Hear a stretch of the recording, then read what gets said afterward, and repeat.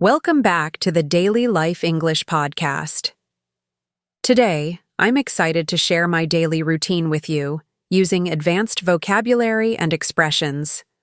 Along the way, I'll introduce productivity habits and cultural differences that shape how people organize their day. Whether you're a student, a professional, or just looking to polish your English, this lesson will help you describe your day in detail and talk about habits more fluently. Part 1. My daily routine with advanced vocabulary, morning routine. Usually ease into the day by waking up around 6:30 a.m., though sometimes I struggle to drag myself out of bed, especially on chilly mornings.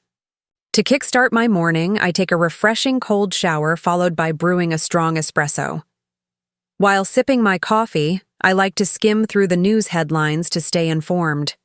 If time permits, I squeeze in a quick workout, a brisk jog, or some yoga, which energizes me for the day ahead.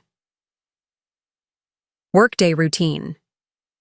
Once I'm settled at my desk, I dive straight into my most urgent and important tasks. I find that tackling challenging work early helps me maintain focus. My mornings are often packed with back-to-back meetings, which can be intense but productive. After lunch, I sometimes experience a slight productivity slump, so I make it a point to take short breaks and batch similar tasks together to regain momentum. I strictly try to wrap up my work by 6 p.m. to avoid burnout and maintain a healthy work-life balance. Evening routine. In the evenings, I like to unwind by listening to podcasts or reading a book to relax my mind. I also dedicate some time to meal prepping for the next day, which saves me time during busy weekdays. If I feel particularly exhausted, I might doze off on the couch while watching a favorite TV show or movie. Before bed, I try to reflect on my day and plan for tomorrow, ensuring I'm ready to power through tasks efficiently. Part 2. Productivity and time management habits. To stay productive, I rely on several key strategies. I prioritize my to-do list every morning to focus on what matters most. I use time blocking, scheduling my day in chunks dedicated to specific tasks. The Pomodoro Technique is a lifesaver.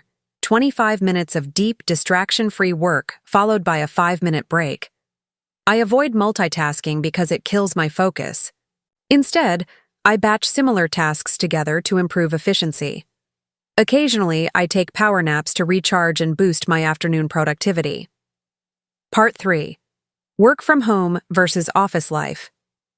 When working from home, I typically log in promptly at 9 a.m. and structure my day with flexible breaks as needed to maintain focus and energy. Although flexibility is a major advantage, it demands a high level of self-discipline to stay productive without the usual office environment. Conversely, when I'm working on site, I commute by train, which gives me a chance to mentally transition into work mode. I also enjoy taking coffee breaks with colleagues, as these moments provide a valuable opportunity to recharge and engage socially, fostering a sense of connection and teamwork. Part 4. Cultural differences in daily routines. It's fascinating how daily routines vary around the world. In Spain, it is common for many people to take a siesta, a short afternoon nap or rest period, after lunch, which helps them relax and recharge before continuing with their day's activities. In Japan, long work hours are common, and it is not unusual for employees to take brief naps at their desks or in public places during the day, as a way to recharge without fully disengaging from their work environment. This practice is culturally accepted and seen as a sign of dedication and hard work. In Germany, punctuality is regarded as a sign of respect and professionalism, so being late is often viewed as disrespectful and impolite in both social and professional settings. Understanding these cultural nuances can help you discuss routines more thoughtfully. Part 5. My weekend plans, Saturday morning. I usually wake up a bit later on weekends, around 8 a.m., to ease into the day without rushing. After waking, I like to brew a fresh cup of coffee and scroll through the news or catch up on podcasts while enjoying a leisurely breakfast. Sometimes I squeeze in a gentle yoga session or light stretching to start the day mindfully. Unlike weekdays, I don't rush to work, but rather take my time to plan the day. Saturday afternoon. The afternoon is reserved for personal errands and hobbies. I often batch similar tasks together, such as grocery shopping, cleaning, and meal prepping for the week. If the weather is nice, I like to go for a long walk or meet friends for lunch at a local cafe. I need to unwind and recharge, so I avoid overloading my schedule. Sometimes, I dedicate a couple of hours to creative projects or reading. Saturday evening. Evenings on Saturday are perfect for relaxation and socializing. I usually cook a special dinner or try a new recipe. After dinner, I might watch a movie, listen to music, or chat with friends online. I try to wind down gradually, avoiding screens at least an hour before bed to ensure quality sleep. I typically go to bed around 11 p.m., allowing myself to doze off naturally. Sunday morning. Sunday mornings are all about self-care and reflection. I like to wake up naturally, often without an alarm. After a slow start, I enjoy a hearty breakfast, and sometimes a meditation or journaling session to set intentions for the upcoming week. If I feel motivated, I might hit the gym or go for a swim to boost my energy. Sunday afternoon. The afternoon is a great time to catch up on personal projects or hobbies I couldn't focus on during the week. I also use this time for planning and time blocking my schedule for Monday, making sure I prioritize key tasks. I often take a short nap to recharge, practicing the power nap technique to stay refreshed without disrupting my sleep cycle. Sunday evening. On Sunday evenings, I like to wrap up the weekend calmly. I prepare a light dinner and spend time reading or listening to podcasts. I review my goals and reflect on my productivity habits, adjusting my routine if necessary. I make sure to go to bed early, around 10 p.m., to start the week well-rested and focused. Productivity and balance tips for the weekend.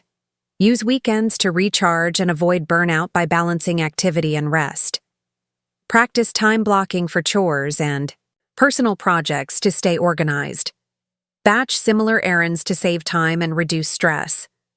Incorporate self-care activities like meditation, yoga, or light exercise. Allow flexibility. Listen to your body's rhythm rather than sticking rigidly to a schedule. Part 6. Common mistakes to avoid. When talking about habits, remember, use the simple present tense. I am waking up at 7 a.m. Not but have to say, I wake up at 7 a.m. Keep your tenses consistent. First I wake up, then I am brushing my teeth. Not but have to say, first I wake up, then I brush my teeth. Don't forget the articles. I go to the gym after work.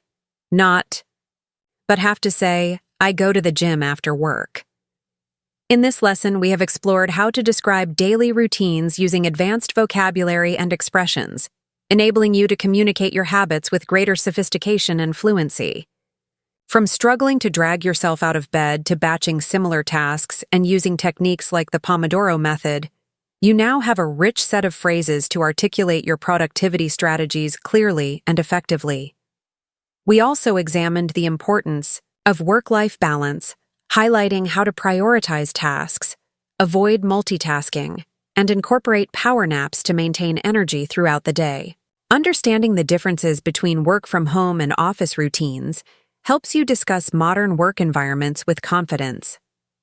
Cultural insights added depth to our discussion, showing how daily schedules vary worldwide, from the siesta in Spain to inamuri in Japan, and the German emphasis on punctuality. These examples not only broaden your vocabulary, but also enhance your cultural awareness, an essential skill for advanced English learners.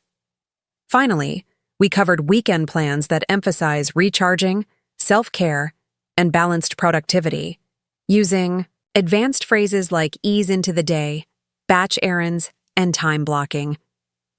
This holistic approach helps you maintain consistency and well-being, both crucial for long-term success. By mastering these concepts, You can confidently describe your routines, discuss productivity techniques, compare cultural habits, and avoid common grammatical mistakes. This foundation will empower you to engage in more natural, detailed conversations about daily life and work habits. The most important points. Use advanced vocabulary to describe morning, work, and evening routines. Apply productivity habits such as prioritizing, batching tasks, and the Pomodoro Technique. Recognize and discuss cultural differences in daily schedules. Plan weekends thoughtfully to balance rest and productivity. Avoid common grammar errors when talking about habits and routines. Keep practicing by describing your routines, engaging in role plays, and reflecting on how culture shapes daily habits. Your ability to communicate these topics fluently will greatly enhance your English proficiency and cultural understanding.